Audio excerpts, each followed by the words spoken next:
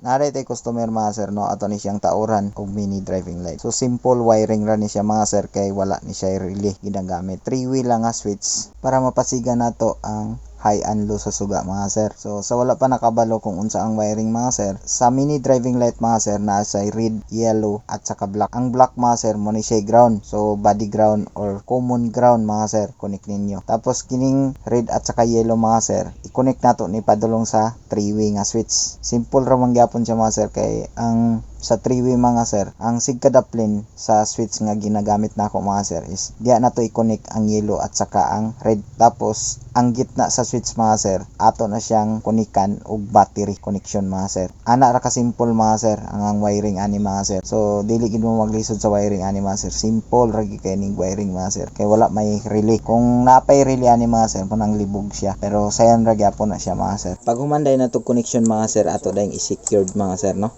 Ato siyang butangan og electrical tape para dili siya mag-ground sa positive mga sir no.